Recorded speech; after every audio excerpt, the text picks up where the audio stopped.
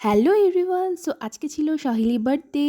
Birthday বলাটা ভুল হবে, কেননা বার্থডে ওর কিছুদিন আগে ছিল। ট্রিটটাও আজকে দিচ্ছে। তো আমরা ৩ জনে একদম সাজুগুজু করে বেরিয়ে পড়েছি যাবো জন্যে। আর এখানে উঠেই আমরা সবাইকে কমপ্লিমেন্ট দিচ্ছি কাকে কেমন লাগছে।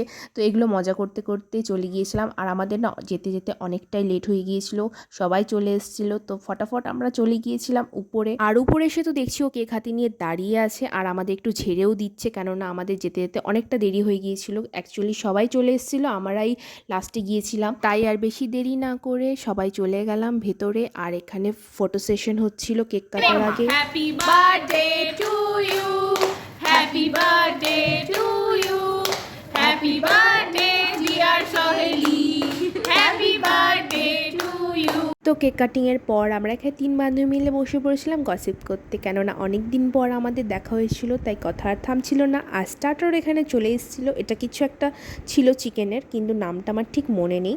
তো খেতে খুব ভালো ছিল। আর এরপর মেন কোর্সে ছিল ফ্রাইড রাইস আর চিকেন কষা, এটাও কোনো কথা হবে না, একদম সেরা ছিল।